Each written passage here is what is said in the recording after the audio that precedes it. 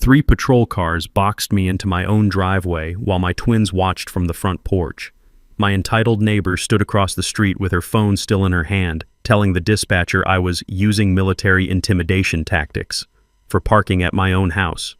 The smell of fresh asphalt from roadwork mixed with diesel from my government pickup as the officers approached, hands resting on their belts. "Sir, we received a complaint about threatening behavior," one of them said carefully. Linda Ashford watched with that tight little smile Karens get when they think they've finally won. What she didn't realize was that the man she'd just tried to have arrested was the one who would be deciding her next command appearance, and her phone call was about to change her life completely. What would you do if someone called the cops on you for blocking your own driveway? My name's Marcus Hendricks, and 3 months ago I thought my biggest problem was managing 12,000 soldiers at Fort Carson, Colorado. Turns out one 52-year-old HOA treasurer named Linda Ashford would prove more challenging than any insurgent I'd faced during 3 deployments to Afghanistan. The crunch of gravel under my combat boots had become a daily ritual as I walked my property line each morning at 0630. With my wife Sarah deployed to Germany and 10-year-old twins Jake and Emma to manage alone, I needed our Maplewood subdivision to feel like sanctuary. Add my 73-year-old father's worsening dementia to the mix, and you'll understand why peace at home wasn't just preferred, it was essential. Dad fought in Vietnam, earned a Purple Heart, and now some days he doesn't recognize the son who followed in his military footsteps. But he always perks up when he hears my command voice echoing through the house during morning PT preparation. The smell of fresh coffee brewing at 0530 reminds him of field kitchens from 50 years ago, and for those brief moments, his eyes clear with recognition. Linda moved in across the street 6 months ago, right after her husband got passed over for a lucrative base maintenance contract worth $2.3 million. From day one, she made it crystal clear that military families were bringing down property values with our transient lifestyle. Never mind that I'd lived in that house 8 years, longer than most civilians on the block. The woman drove a white BMW SUV that she kept parked at exactly the same angle every day, like she was conducting some kind of suburban military formation. Her lawn was maintained with the precision of a putting green, and she had the kind of fake smile that could cut glass when she wanted something from you. The first incident happened on a Tuesday in September. I'd parked my F-150 in my own driveway, angled slightly to make room for the kids' bikes, when Linda stormed across the street clutching her smartphone like it was evidence in a murder trial. Her perfectly manicured nails, the kind that cost more than most soldiers make in a day, tapped against the screen as she took photos of my truck. "This is a residential neighborhood, not a military base," she announced, her voice carrying that particular pitch of manufactured authority that screams, "I peaked in high school student government." That truck blocked sightlines for emergency vehicles. The irony wasn't lost on me, considering her own SUV was roughly the size of a small aircraft carrier. I kept my tone level, the way we're trained when dealing with hostile locals overseas. "Ma'am, this is my private property. Military personnel need to follow civilian regulations just like everyone else," she snapped back, already dialing. "Hello, police. I need to report intimidating behavior from a neighbor who thinks his uniform gives him special privileges." Within 20 minutes, Officer Martinez arrived. He knew me from community liaison meetings, knew my record, knew this whole situation was more ridiculous than a soup sandwich. But protocol demanded he take the complaint seriously. I could see the embarrassment in his eyes as he went through the motions, asking questions he knew were pointless while Linda stood behind him nodding like a bobblehead doll. That night, I stood on my back deck listening to the rustle of cottonwood leaves and watching my father tend his tomato garden, the only activity that still brought him consistent peace through the fog of his condition. The old man's weathered hands moved with muscle memory, staking plants with the same precision he'd once used to field strip an M16 in total darkness. "Marcus," he said, his voice unusually clear, "that woman reminds me of the political officers in Saigon. Same eyes, same need to control everyone around them for no good reason." Even through the advancing haze of his dementia, Dad had Linda Ashford pegged perfectly. I started noticing patterns then, the way Linda positioned herself at her front window during school pickup time, phone ready like she was conducting surveillance. How she'd emerge from her house with suspicious timing whenever military families were outside. The methodical precision of her complaints suggested someone with too much time and too much misplaced authority. 23 years in military intelligence teaches you to recognize systematic behavior when you see it. This wasn't random neighborhood friction. This was targeted harassment with operational planning behind it. The manila folder labeled Ashford, Linda, Incident Documentation grew thicker by the week. By the following Thursday, it contained 7 HOA violation notices, all filed within 10 days. Military vehicle and residential driveway, apparently my F-150 qualified as combat equipment.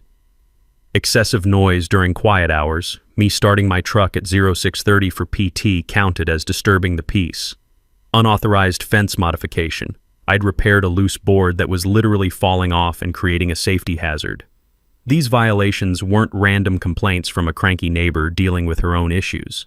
They were surgical in their specificity, citing obscure subsections of HOA bylaws that most residents didn't know existed. Someone had spent serious time studying our community covenant documents, looking for ammunition. Linda had weaponized bureaucracy with the efficiency of a seasoned military strategist. The smell of fresh printed papers filled my home office as I spread out the citations, looking for patterns the way I'd once analyzed enemy communication intercepts. Each violation referenced different subsections, different witnesses, different times of day. This wasn't the work of an angry neighbor. This was systematic documentation designed to build a legal case. Friday evening brought the real escalation that made my blood pressure spike higher than a Black Hawk at altitude. Emma burst through the front door, tears streaming down her 8-year-old face like she'd just watched her favorite toy get run over by a tank. "Daddy," she sobbed, "Mrs. Ellie said I can't be safety patrol captain anymore because our family might move away soon." The metallic taste of anger flooded my mouth as I knelt to Emma's eye level, keeping my voice steady despite wanting to put my fist through the nearest wall. "Who told Mrs. Ellie we were moving, sweetheart?" "Some moms at the school meeting. They said military families are transient and shouldn't get important jobs because we don't really belong here." Jake appeared behind his sister, 10-year-old fists clenched tight enough to turn his knuckles white. "Tommy Morrison's mom said we're just passing through and taking opportunities from real families." I hugged both kids, feeling their small bodies shake with confusion and hurt that no child should have to experience. The sound of their sniffling mixed with the evening news playing in the background, creating a soundtrack of injustice that burned in my chest like heartburn from bad MRE coffee. Over their heads, I caught sight of Dad watching from his recliner, his eyes sharp with the kind of clarity that came in random waves through his condition. He gave me a slow, deliberate nod, the same look he'd worn when briefing me about suspicious neighborhood patterns during my teenage years. That night, after tucking the kids into bed and assuring them we weren't going anywhere, I made a pot of coffee strong enough to wake the dead and opened my laptop. If Linda Ashford wanted to play intelligence games, she'd just activated someone with 23 years of experience in that particular field. First stop, HOA records for the past 2 years, all available as public information online. Here's something most people don't know about HOA documents. They're required by law to maintain detailed violation records, including the name of complainants and resolution outcomes. It's like having access to enemy communication logs. Translation: every complaint Linda filed was documented with timestamps, witnesses, and outcomes. The pattern emerged within an hour of analysis, clear as enemy movement on thermal imaging. Military families received 73% of all violations despite comprising only 23% of the neighborhood population. Civilians got polite warnings for the same infractions that earned us formal citations and fines. Master Sergeant Rodriguez next door, 8 violations in 6 months, including excessive lawn maintenance for keeping military standard grass height. Captain Williams across the street, 12 violations in 4 months, cited for intimidating decorations because he flew an American flag larger than city code allowed. Lieutenant Bailey on Maple Court, 15 violations in 3 months, written up for disruptive vehicle operation because his diesel truck made noise starting up for early morning PT. The data painted a picture uglier than a combat zone latrine. But raw intelligence without proper analysis is just meaningless numbers on a screen. I needed ground truth to verify what the documents were telling me. Saturday morning's reconnaissance jog revealed the smoking gun I'd been looking for. Linda's house had the exact same fence modification I'd been cited for. Hers installed 6 months earlier with no violation notice in sight. Her husband's diesel pickup was louder than a generator at full throttle, rumbling to life every morning at 0645. But somehow that didn't qualify as excessive noise worthy of citation. By Sunday evening, I documented a systematic pattern of discrimination, that would make a civil rights lawyer start calculating billable hours. The evidence was overwhelming, undeniable, and completely damning. But I needed more than patterns and documentation. I needed to understand the full scope of Linda's operation and identify her network of co-conspirators. Monday brought escalation that hit closer to home than incoming mortar fire. Emma came home from school clutching a crumpled permission slip for the gifted and talented program, the same program she'd tested into 2 months earlier with scores that put her in the 95th percentile. "They said there might not be room after all," she whispered, not meeting my eyes. The smell of fresh crayons and disappointment clung to her backpack like a sad perfume. Jake's story was worse. 3 military kids had been removed from student government positions because, according to the new parent committee, families with uncertain housing stability shouldn't hold leadership roles that required long-term commitment to school community values. I read those words twice, feeling my jaw clench tighter with each syllable. Someone was spreading poison through the school system like a biological weapon, and I had a pretty good idea who was leading that particular campaign. The sound of my coffee mug hitting the kitchen counter probably woke half the neighborhood. Sarah would have recognized that particular noise. It meant her husband was shifting from annoyed to operational planning mode. Wednesday evening's school board meeting confirmed my suspicions. I sat in the back row, watching Linda Ashford work the room like a seasoned politician running for mayor of Entitlement City. She'd organized what she called the Concerned Mothers Coalition, a group of 6 women who'd apparently appointed themselves guardians of educational stability. The fluorescent lights buzzed overhead as Linda took the podium, wearing a navy blue blazer that screamed, "I demand to speak to your manager." Her presentation materials were professionally printed, color-coordinated, and organized with military precision. Ironic, considering her target audience. "Military families, while we certainly appreciate their service," Linda announced with the kind of fake sincerity that could choke a horse, "bring inherent instability to our children's learning environment. Constant relocations, deployment stress, and frankly, behavioral issues from combat exposure create disruption that impacts all our kids." And the woman actually used air quotes when she said behavioral issues, about veterans, in public, at a school board meeting. I watched her presentation with the same clinical detachment I'd used to analyze enemy propaganda overseas. She'd done her homework. Statistics about military family mobility rates, carefully selected studies about deployment impacts on children, even charts showing academic performance variations in districts with high military populations. It was professional-grade character assassination disguised as educational concern. Her PowerPoint slides were slick, her talking points rehearsed, and her audience nodding along like dashboard bobbleheads. Most civilians have no idea how to counter well-prepared misinformation campaigns, especially when they're delivered by someone who looks like their neighbor's concerned mother. But Linda made one crucial mistake that night. She got cocky and decided to make her campaign personal. "Take Colonel Hendricks's family, for example," she said, pointing toward my general direction without actually looking at me. Constant complaints from neighbors about intimidation tactics, property violations, and now his children are struggling to adapt to civilian school expectations. This is exactly the kind of disruptive influence we need to minimize. The taste of copper flooded my mouth as every muscle in my body tensed.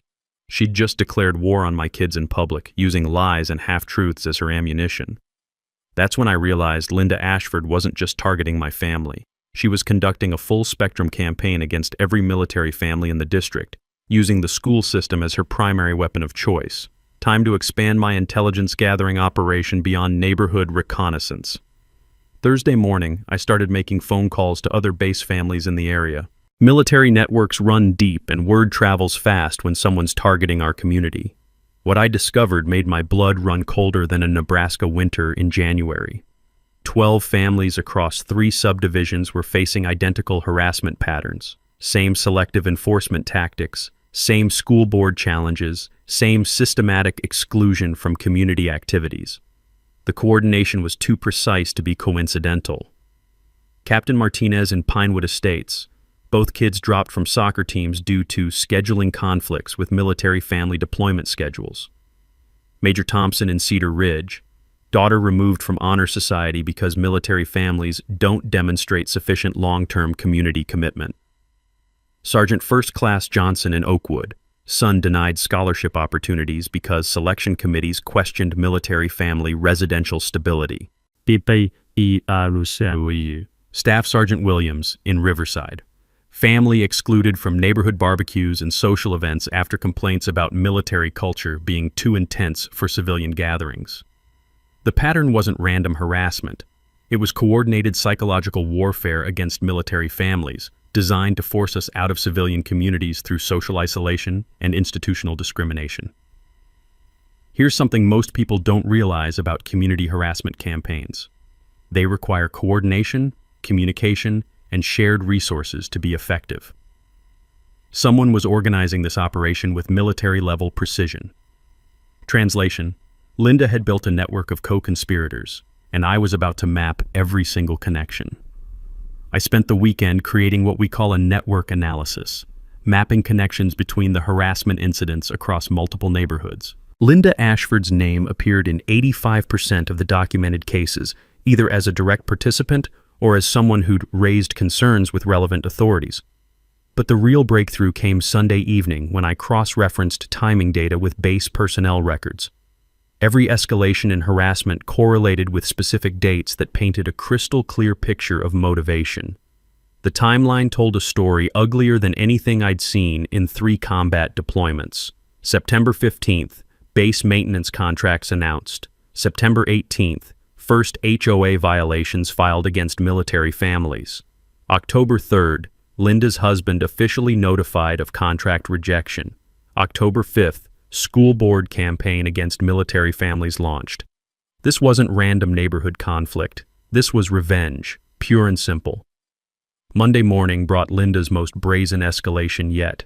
I was loading the kids' backpacks into my truck when I noticed her standing in her driveway, smartphone raised like she was filming a documentary about suburban warfare. "Morning, Linda," I called out, keeping my voice friendly and professional.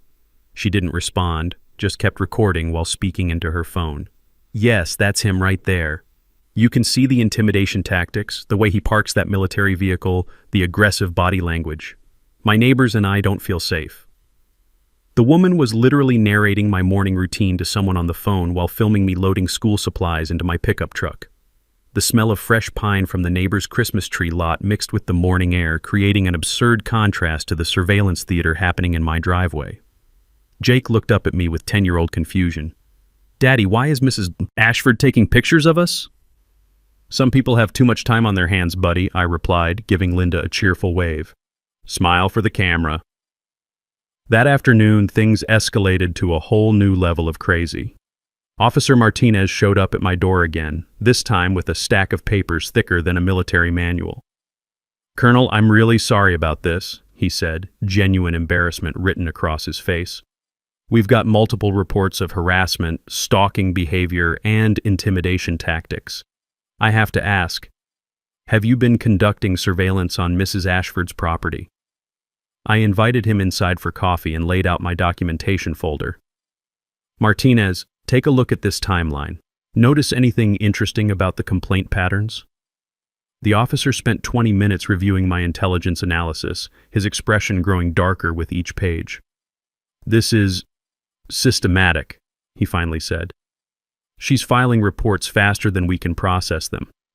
3 false police reports in 1 week, I confirmed, all claiming I'm stalking her when I've got security camera footage showing I haven't been within 50 feet of her property line. Here's something most people don't know about false police reports. Filing more than 2 in a 30-day period automatically triggers a review process. It's designed to catch people who abuse the system for personal vendettas. Translation: Linda had just painted a target on her own back by being too aggressive with fake complaints. Wednesday brought the nuclear option. I was in my home office reviewing quarterly training reports when my phone rang with a call that made my blood freeze. "Colonel Hendricks, this is Lieutenant Colonel Sarah Webb from Base Security. We've received some concerning reports about your fitness for command. I need you to come in for an interview." The taste of copper filled my mouth. Linda had escalated beyond civilian harassment into military channels, trying to destroy my career with false accusations about my mental stability and professional conduct. "What specific reports, ma'am?" I asked, already knowing the answer. Multiple civilian complaints about aggressive behavior, intimidation of neighbors, and potential PTSD-related incidents. There's also a suggestion that you're using your position to retaliate against civilian authority figures. I could hear the skepticism in Webb's voice, but protocol required investigation of any complaints against senior officers. Linda had weaponized military bureaucracy against me, using the very system designed to maintain discipline and good order. Thursday evening's revelation came through base intelligence networks that operate faster than civilian gossip chains. Captain Rodriguez called with information that connected every dot in Linda's operation. "Marcus, you need to hear this," he said, his voice tight with controlled anger. "My wife works at the school district office. Linda Ashford has been coordinating with 3 other women to systematically target military families across multiple school districts. The conspiracy was bigger than I'd realized. Linda had built a network spanning 4 neighborhoods, 3 school districts, and 2 city councils. Her co-conspirators included Barbara Ellie from the school board, Margaret White from city planning, and Susan Torres from the county zoning commission. They've got a shared document," Rodriguez continued, color-coded spreadsheets tracking every military family in the area, with notes about vulnerabilities, deployment schedules, and which complaints work best against each family.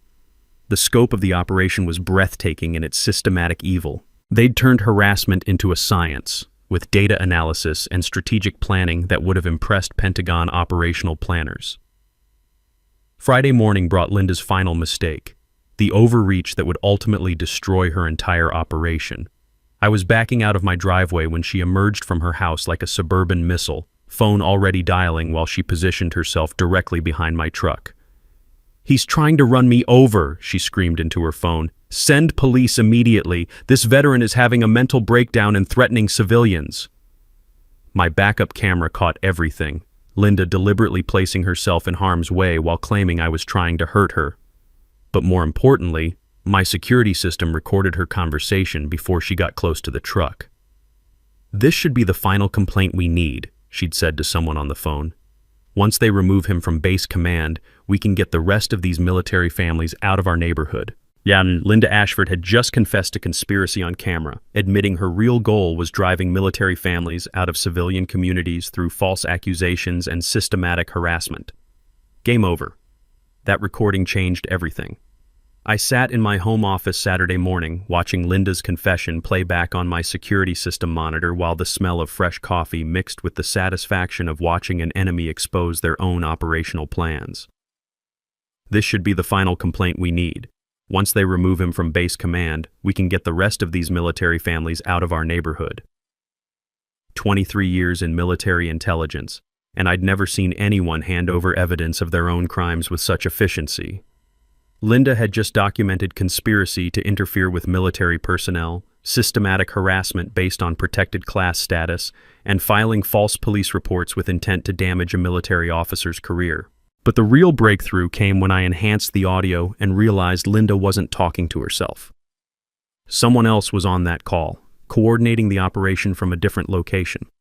I spent the weekend conducting what we call multi-source intelligence fusion, combining my documentation with information from other affected families. The picture that emerged was bigger and more organized than I'd initially suspected. Linda Ashford wasn't just a vindictive neighbor with too much time and too little sense. She was the operational commander of a systematic campaign designed to force military families out of civilian communities through coordinated harassment across multiple jurisdictions. The evidence file I compiled would have made my intelligence analysts proud. 67 documented incidents across 12 families, 43 false or misleading complaints to various authorities, 28 violations of federal laws protecting military families, and 1 recorded confession of conspiracy. Here's something most civilians don't understand about military family protection laws. When you systematically target service members and their families, you're not just breaking local ordinances. You're violating federal statutes that carry serious criminal penalties.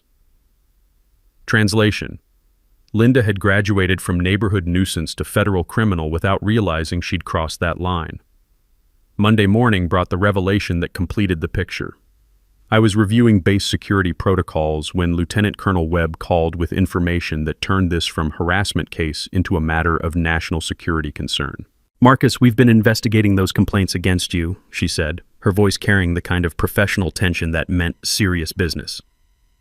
What we found is disturbing. The complainants have been attempting to access classified information about base personnel, family locations, and deployment schedules. My blood turned to ice water. They're conducting intelligence gathering operations against military families? It gets worse.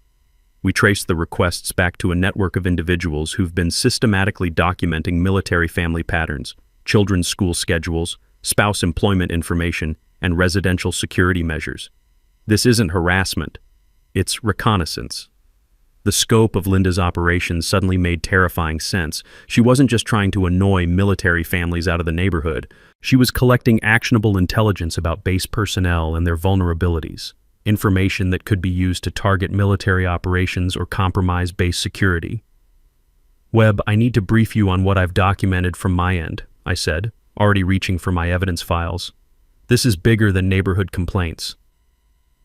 Tuesday morning's security briefing revealed the full extent of the conspiracy.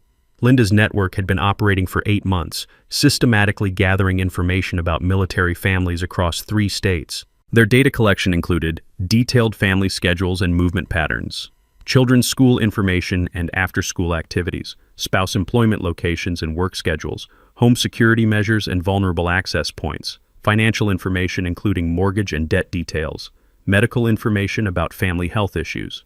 The operation showed sophisticated planning and coordination that suggested either professional training or guidance from someone with intelligence background.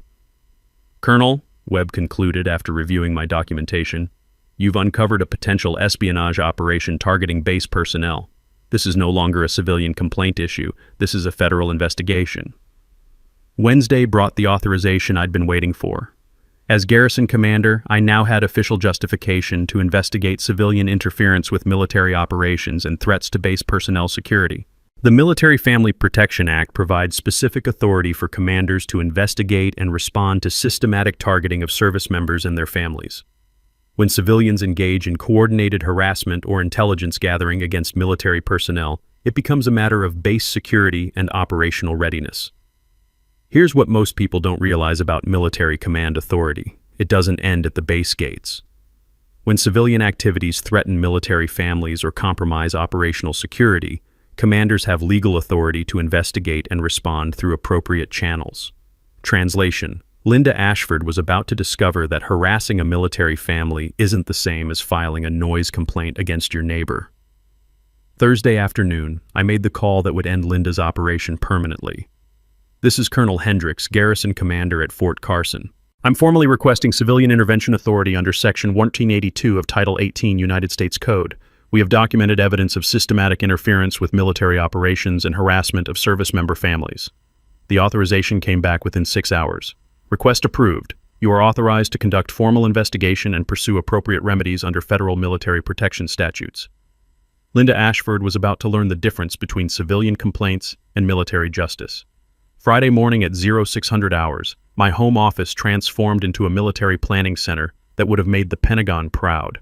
The smell of fresh printer ink mixed with strong coffee as I laid out evidence charts, timeline analyses, and legal documentation across every available surface. Operation Neighborhood Justice was officially underway. First priority, physical preparation of the Garrison Command Office. As base commander, I had authority to conduct formal interviews with civilians involved in matters affecting military personnel security. My conference room would need recording equipment, evidence displays, and proper legal documentation to ensure everything was admissible in federal court. The beauty of military planning is its systematic approach to complex problems. Every detail matters, every contingency gets covered, and every outcome gets documented with precision that would make an accountant weep with joy. I spent Saturday morning coordinating with base legal affairs, getting authorization for what we call civilian intervention protocols. Here's something most people don't understand about military law. When civilians systematically target service members, commanders have specific authority to investigate and respond under federal protection statutes. Translation: Linda's harassment campaign had triggered legal mechanisms specifically designed to protect military families from exactly this kind of coordinated attack. My JAG officer, Major Patricia Stevens, reviewed the evidence file with the kind of professional enthusiasm that meant someone was about to have a very bad day. "Colonel, this documentation is outstanding," she said, flipping through timeline charts and recorded evidence. You've got systematic harassment, conspiracy to interfere with military operations, false police reports, and attempted compromise of base security. This is a federal prosecutor's dream case. Sunday afternoon brought the financial analysis that would determine restitution amounts. Military families don't just suffer emotional damage from systematic harassment. There are quantifiable economic impacts that courts take very seriously. Lost educational opportunities for children, $15,000 per family therapy and counseling costs, $8,000 per family relocation expenses for families forced to move, $12,000 per family. Lost work opportunities for spouses, $25,000 per family. Property value impacts, $18,000 per family. Multiplied across 12 affected families, Linda's conspiracy had caused nearly $400,000 in documented damages. Those numbers would get the attention of federal prosecutors who take military family protection laws seriously. Monday morning brought the coalition building phase. Military networks operate on trust, shared experience, and mutual support that civilian organizations can't match. When someone attacks one military family, they're attacking all of us. Captain Rodriguez coordinated contact with affected families across 3 subdivisions. Master Sergeant Johnson documented similar harassment patterns in his neighborhood. Lieutenant Colonel Davis provided legal expertise from his Reserve JAG background. Major Thompson's wife organized spouse support networks for families dealing with harassment trauma. By Tuesday evening, we had a military family coalition that included 12 primary affected families with documented harassment, 8 witness families who'd observed systematic targeting, 4 legal professionals with military family protection expertise, 2 mental health counselors specializing in harassment trauma, 1 investigative journalist interested in military family discrimination stories. The network effect was powerful and precisely coordinated. Linda had picked a fight with people trained in operational planning, systematic documentation, and coordinated response tactics. Wednesday brought the technical explanation that would make our case bulletproof. Military family protection laws exist because targeting service members through their families is a form of economic warfare designed to undermine military readiness and operational effectiveness. When civilians systematically harass military families, they're not just being neighborhood nuisances. They're interfering with national defense operations by creating stress, financial burden, and security vulnerabilities that affect service member performance and mission readiness. The Military Family Protection Act makes this federal jurisdiction because military effectiveness depends on stable, secure family environments that allow service members to focus on their duties without worrying about systematic targeting of their loved ones.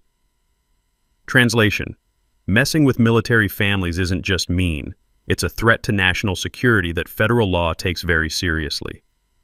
Thursday afternoon, I coordinated the final phase of operational preparation. Linda's harassment campaign was about to end with the kind of swift, decisive action that military planners execute when they've done their homework and prepared for every contingency. The formal summons would be issued Friday morning. Linda Ashford would be required to appear at my garrison command office for official questioning regarding civilian interference with military operations and systematic harassment of base personnel families. Her choice would be simple: appear voluntarily or face federal marshals with arrest warrants for conspiracy, harassment, and interference with military families protected under federal law. Either way, Linda's operation was about to discover what happens when civilians declare war on military families and lose. Friday morning brought Linda's most desperate gambit yet, an escalation so brazen it would have impressed enemy propagandists in terms of sheer audacity and complete disconnection from reality. I was reviewing final legal documents when my doorbell rang at 07:30, followed immediately by aggressive pounding that rattled the windows. Through the peephole, I saw a man in a city inspector uniform, clipboard in hand, looking about as comfortable as a penguin in Death Valley. "Colonel Hendricks, I'm Dave Patterson from City Building Inspection. I need to conduct an immediate safety inspection of your property based on urgent complaints about structural violations and potential hazards." The smell of fresh-baked corruption wafted off this guy like cheap cologne. His hands shook slightly as he held the clipboard, and his eyes wouldn't meet mine directly. Classic tells of someone being paid to do something they know is wrong. "What specific violations are we discussing?" I asked, already reaching for my phone to record the interaction. "Unauthorized fence modifications, unsafe electrical work, and he consulted his clipboard with obvious reluctance. Potential explosive materials storage related to your military background. Linda had just accused a U.S. Army colonel of storing explosives in a residential neighborhood. The woman had escalated beyond false police reports into federal terrorism accusations. I invited Patterson inside for coffee while I called my base legal officer. The inspector's relief at being treated professionally instead of aggressively suggested he knew exactly how ridiculous his urgent inspection request really was. "Sir, I have to be honest," Patterson said after his second cup of coffee. "I've never seen complaints this specific or this coordinated. Someone provided detailed property layouts, utility information, and even suggested where I should look for violations." "Someone gave you intelligence briefings on my property?" I asked, my mental alarm bells ringing louder than fire sirens. "Ma'am, I mean the complainant had photographs, architectural details, and even utility company records. This wasn't a normal neighbor complaint." Linda had conducted professional-level reconnaissance on my home, gathering detailed intelligence that she'd used to brief city officials with fabricated violations. This wasn't harassment anymore. It was systematic intelligence gathering and disinformation operations. The afternoon brought an escalation that confirmed Linda's desperation had reached dangerous levels. I was picking up the kids from school when Emma ran to my truck with tears streaming down her 8-year-old face. "Daddy, Mrs. Morrison said you might go to jail because you're dangerous to the neighborhood." The metallic taste of rage flooded my mouth. Linda had escalated to terrorizing military children with threats about their parents being arrested as dangerous criminals. Jake climbed into the passenger seat with the kind of confusion that breaks a father's heart. "Tommy's mom said military dads sometimes snap and hurt people. She asked if you ever get angry and scary at home." Linda Ashford had crossed the line from harassment into psychological warfare against children. She was using 8-year-olds as weapons in her campaign against military families. That evening brought confirmation that Linda's operation had reached federal criminal levels. Captain Rodriguez called with intelligence that made my blood run cold as Arctic wind. "Marcus, my contacts at the school district uncovered something disturbing. Linda's been requesting detailed information about military children's emergency contact lists, medical information, and family security protocols." "What kind of medical information?" I asked, already knowing the answer would be bad. "Allergy information, medication schedules, therapy appointments, and psychological evaluation records for kids whose parents deployed." She claimed she needed it for neighborhood safety planning in case of emergencies. Linda was collecting actionable intelligence about military family vulnerabilities, information that could be used to target children specifically.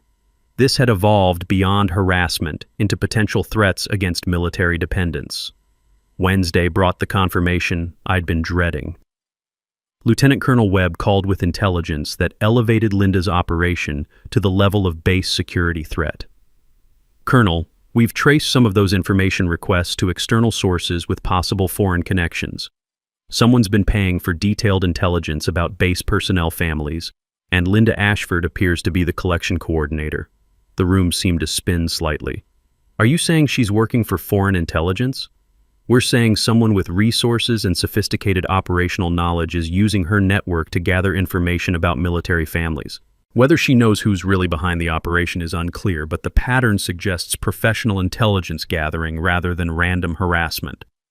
Thursday brought the evidence that would end Linda's operation permanently.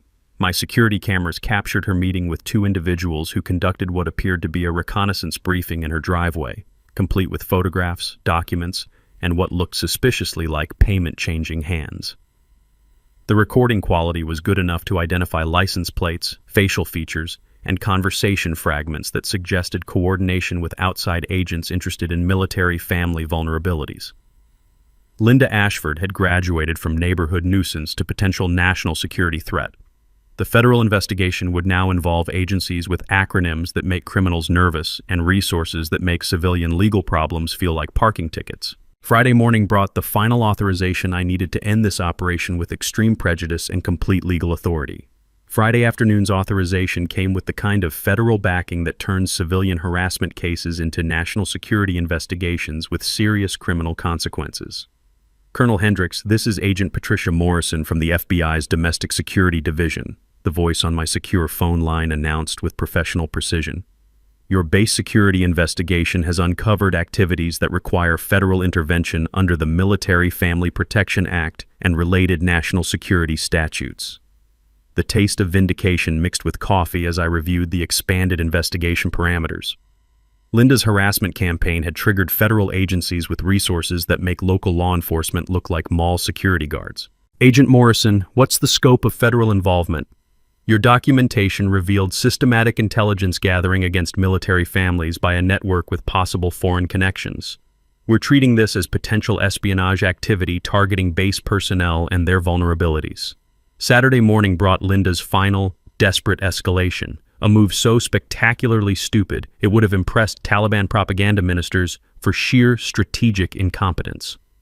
I was enjoying morning coffee on my back deck when the sound of multiple vehicles pulled up outside my house. Through the window, I counted 2 news vans, a radio station truck, and several cars full of people with cameras and clipboards. Linda had called a press conference in my front yard. The smell of exhaust fumes mixed with fresh morning air as reporters set up equipment, while Linda positioned herself at her property line like a general preparing for media warfare. She'd dressed for the occasion, navy blazer, professional hair, and the kind of serious expression that suggested she thought this was her moment of civic heroism. "Thank you for coming," Linda announced to the assembled media, her voice carrying across the neighborhood like a dinner bell, calling folks to watch a public execution. "Today, I'm exposing a pattern of military intimidation and veteran misconduct that threatens the safety of civilian families in our community." I watched through my kitchen window while sipping coffee and wondering if Linda had any idea she was being recorded by federal agents who'd been conducting surveillance on her activities for the past week. Her press conference performance was spectacular in its complete detachment from reality. She claimed military families were conducting psychological warfare against civilians, using combat training to intimidate neighbors, and exploiting veteran sympathy to avoid accountability for criminal behavior. "Colonel Marcus Hendricks represents everything wrong with military privilege in civilian communities," Linda declared, pointing toward my house like she was identifying enemy positions. "This man has used military resources, government authority, and veteran status to harass and intimidate law-abiding citizens who simply want peaceful neighborhoods." The irony was thicker than Mississippi mud. Linda was conducting an actual media warfare operation while accusing me of psychological intimidation for parking in my own driveway. But her final statement crossed the line from harassment into direct threats against military families that would trigger federal criminal charges. "We demand the immediate removal of Colonel Hendricks from base command," Linda announced to the cameras, "and the establishment of military-free zones in civilian neighborhoods to protect our children from veterans who bring combat mentality into peaceful communities." Linda Ashford had just publicly called for discriminatory housing policies against veterans while being recorded by federal agents investigating her for systematic harassment of military families. The woman had literally handed federal prosecutors a confession of her discriminatory intent, delivered with professional lighting and broadcast-quality audio. Sunday brought the response I'd been waiting for. Agent Morrison called with updates that confirmed Linda's press conference had provided the final evidence needed for federal criminal charges. "Colonel, that media event yesterday was the best thing that could have happened for our investigation," Morrison said, professional satisfaction evident in her voice. She confessed to systematic discrimination, stated clear intent to target military families, and did it on camera with multiple witnesses. Monday morning brought coordination with base security, federal investigators, and legal authorities that would end Linda's operation with the kind of swift, decisive action that military planners execute when they've prepared for every contingency. The formal summons was prepared, federal arrest warrants were signed, and Linda Ashford was about to discover what happens when civilian harassment campaigns trigger national security investigations. Tuesday brought surveillance footage that confirmed Linda's network had been conducting systematic intelligence gathering operations against 12 military families across 3 states. The scope of the operation was breathtaking in its organization and terrifying in its potential security implications. Wednesday evening, I received the call that would end this situation permanently. "Colonel, we're executing arrest warrants tomorrow morning for Linda Ashford and 3 co-conspirators," Agent Morrison informed me. "You're authorized to issue the formal command summons that will give her the choice between voluntary appearance and federal marshals." Thursday morning at 0800 hours, I placed the call that would bring Linda Ashford to my Garrison Command office to face federal charges for systematic harassment, conspiracy, and interference with military operations. Mrs. Ashford, this is Colonel Marcus Hendricks. You are hereby officially summoned to appear at Fort Carson Garrison Command Office at 1400 hours for formal questioning regarding civilian interference with military family security and systematic harassment of base personnel. Linda's response was exactly what I expected from someone who'd spent months living in a fantasy world where military families were the villains and she was the neighborhood hero. You can't order me around. This is civilian jurisdiction, not your military base.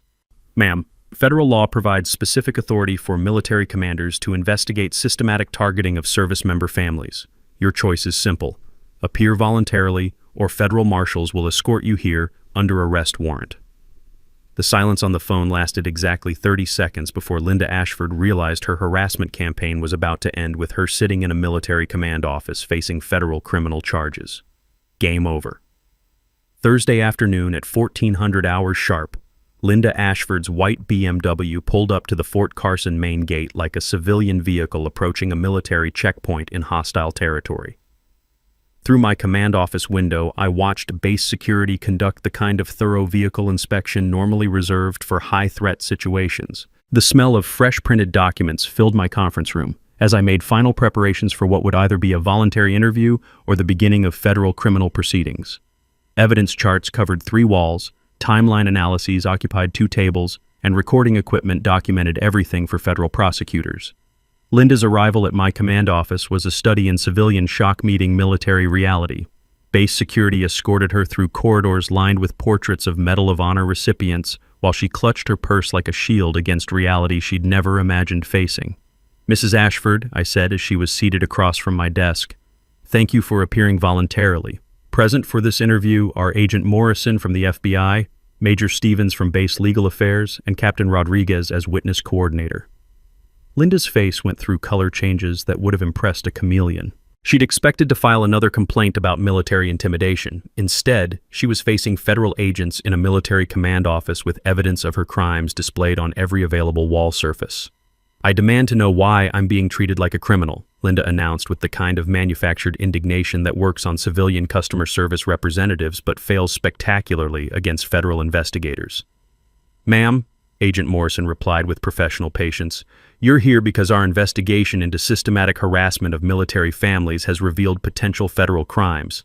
We'll start with your recorded confession from last Friday. The audio recording filled the room with Linda's own voice. This should be the final complaint we need. Once they remove him from base command, we can get the rest of these military families out of our neighborhood.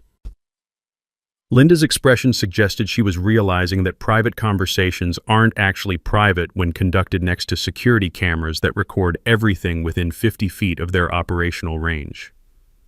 Mrs. Ashford, I continued, gesturing toward the evidence wall, these charts document 47 separate harassment incidents against 12 military families over 8 months. Can you explain this systematic pattern? The wall display was impressive in its comprehensive documentation.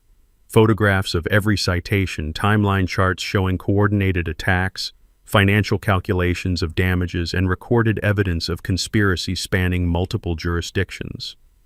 Linda's response was exactly what military planners expect from enemy combatants when confronted with overwhelming evidence of their operational failures.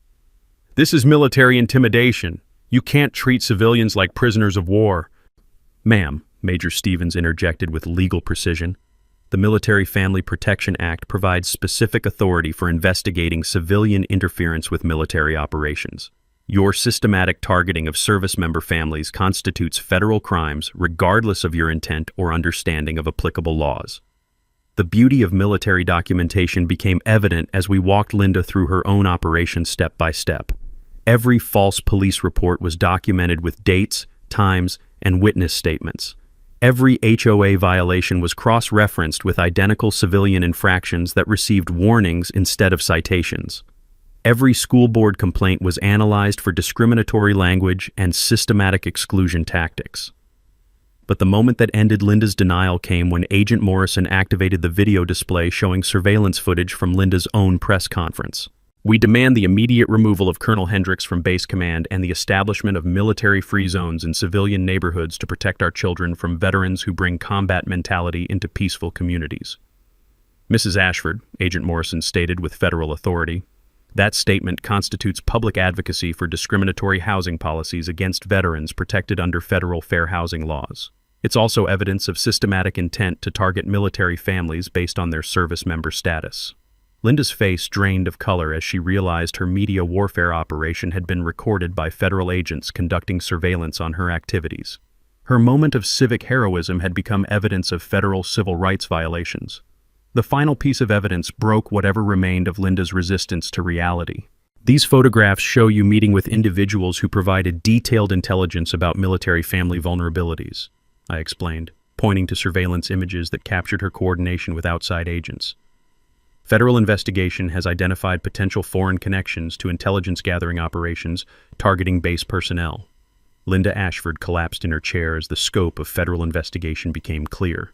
She'd thought she was fighting neighborhood parking disputes. Instead, she'd stumbled into national security territory that carried serious criminal penalties.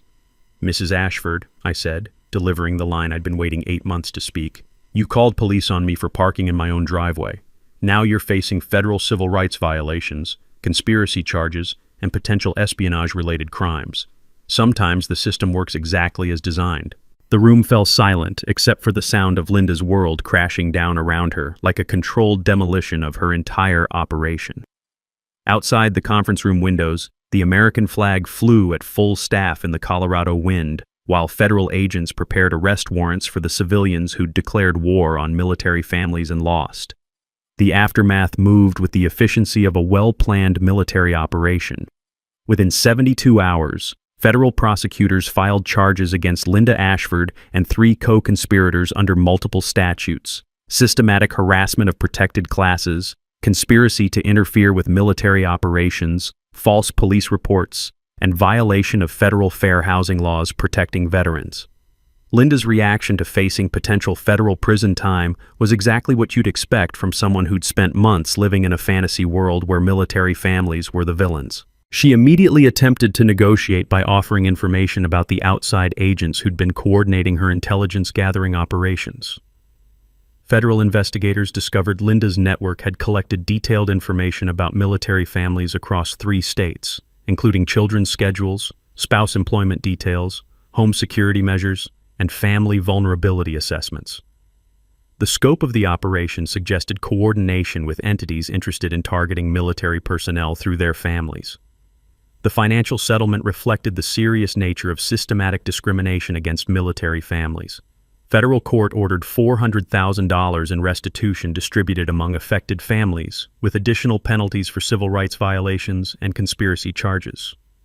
Linda lost her HOA position, her husband lost his city planning role, and their co-conspirators faced career-ending consequences for participating in discriminatory harassment campaigns. But the real victory went beyond financial compensation or criminal consequences. The federal investigation established clear precedent that systematic targeting of military families triggers serious legal protections with teeth sharp enough to bite civilian harassment operations. Here's what every military family should know about the Military Family Protection Act. When civilians engage in coordinated harassment based on your service member status, federal law provides specific protections that make such discrimination a serious crime with real consequences. Documentation is key. Keep records of every incident, every complaint, every pattern of selective enforcement.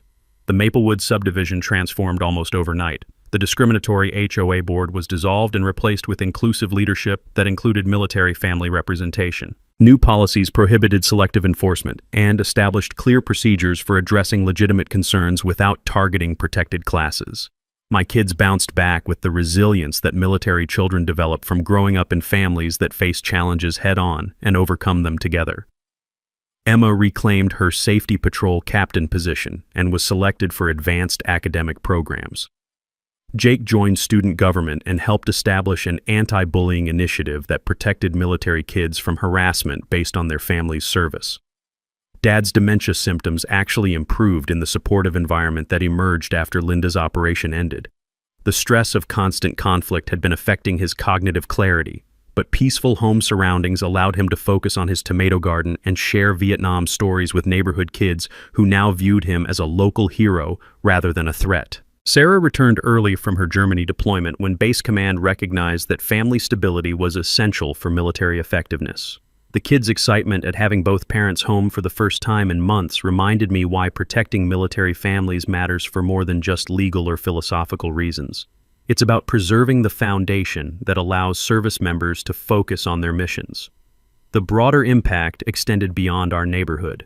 The federal investigation led to establishment of the Military Family Welcome Network, a program that helps service members integrate into civilian communities while providing clear procedures for addressing harassment or discrimination. The program now operates in 12 states and has prevented dozens of harassment campaigns from escalating to criminal levels. Base community relations improved dramatically once civilians understood that military families bring stability, expertise, and economic benefits to local communities rather than threats or problems. Property values in areas with strong military family presence actually increased as reputation for supporting veterans attracted quality residents who appreciate the values and discipline that military families contribute. Fort Carson established an annual Community Appreciation Festival that celebrates civilian-military cooperation and demonstrates the positive impact of veterans in local communities. The festival raises funds for scholarship programs, veteran support services, and community improvement projects that benefit everyone regardless of their military connection. Linda Ashford ultimately served 18 months in federal prison for conspiracy and civil rights violations. Her co-conspirators received shorter sentences but faced professional consequences that ended their ability to hold positions of authority over housing, education, or community planning matters. The investigation revealed connections to foreign-funded organizations interested in sowing discord between military and civilian communities, though Linda appeared to be an unwitting asset rather than a deliberate foreign agent. The broader intelligence operation was disrupted, and several foreign nationals were expelled from the country for activities targeting military families. Every military family deserves to live in peace without facing systematic harassment for their service to our country. The Military Family Protection Act exists because targeting service members through their families undermines national defense and violates fundamental American values of fairness and respect. If you're facing HOA harassment, selective enforcement, or systematic targeting because of your military connection, document everything and contact base legal services immediately. Federal protections exist, but they require proper documentation and understanding of your rights under military family protection laws. Share your HOA nightmare stories in the comments below. You'd be amazed how many military families face similar harassment from civilians who think veteran status makes us fair targets for their personal frustrations. And subscribe for more stories about military justice prevailing over civilian harassment. We're just getting started exposing the people who think they can target our families without consequences. Hit that notification bell so you never miss a story about Karens getting exactly what they deserve when they mess with military families. Next week, how I used my security clearance to expose a contractor fraud scheme that was stealing $3 million from veteran benefits. If you think Linda was bad, wait until you meet the city official who tried to shut down our base because he thought veterans get too many unfair advantages. Remember, military families serve our country, but we don't have to tolerate harassment from civilians who mistake our dedication for weakness. Sometimes the best way to support our troops is by ensuring their families live in peace and dignity. Welcome home, and thank you for your service, both to those who serve and those who support the military families protecting our freedom. Thanks for hanging out with us on HOA Stories, where the HOA Karens meet their match. If this story had you cheering or cringing, go ahead and like the video, drop a comment with your reaction, and hit subscribe so you're ready for the next wild HOA tale.